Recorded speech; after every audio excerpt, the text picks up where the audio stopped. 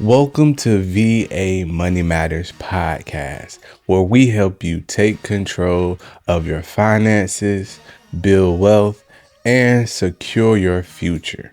I'm your host, Ty, and today we're talking about something that's fundamental to financial success: setting financial goals, creating a rock-solid plan to achieve them, and staying motivated along the way. Whether you're just starting out or looking to refine your approach, this episode is packed with actionable advice to help you level up your financial game. So, grab a notebook and let's dive in. All right, let's start with the basics. Why do financial goals matter?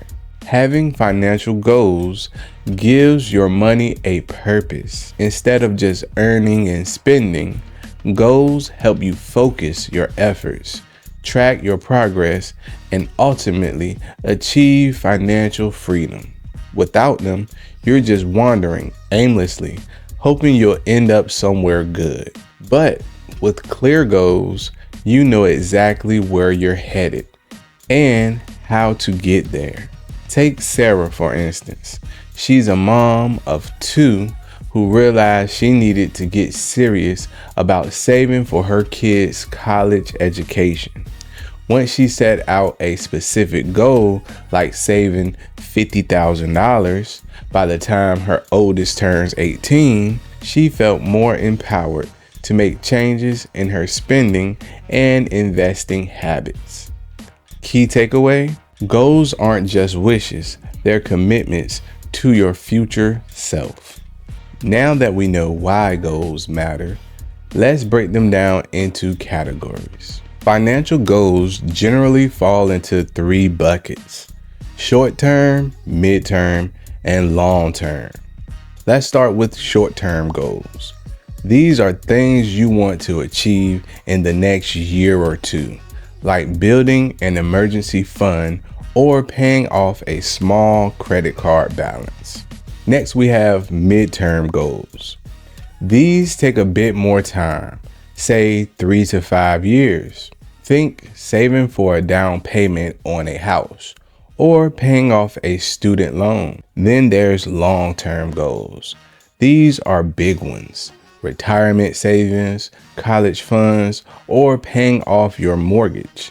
They often require decades of planning and consistency. Here's a quick tip.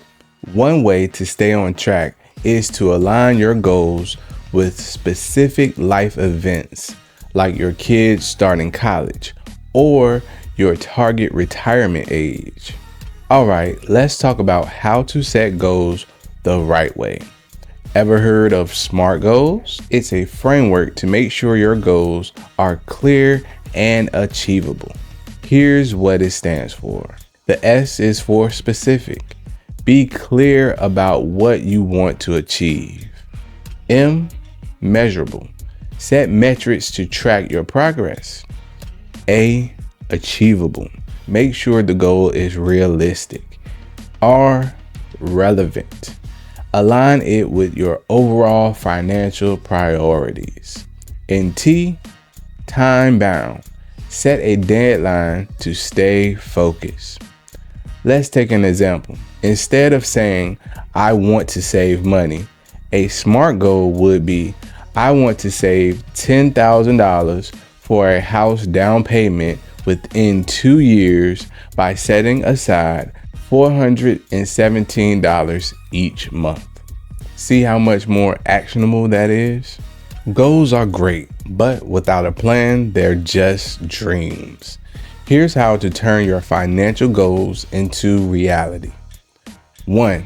Break it down. Divide your goals into smaller, manageable steps. For instance, if you're saving $12,000 in a year, aim for $1,000 per month. Number 2, automate your savings. Set up automatic transfers to your savings or investments accounts so you're not tempted to spend the money elsewhere. 3, Track your progress. Use budgeting apps or spreadsheets to monitor how close you are to your goals. Number 4, cut expenses and increase income. Look for areas to trim your budget or find ways to bring in extra income, like a side hustle.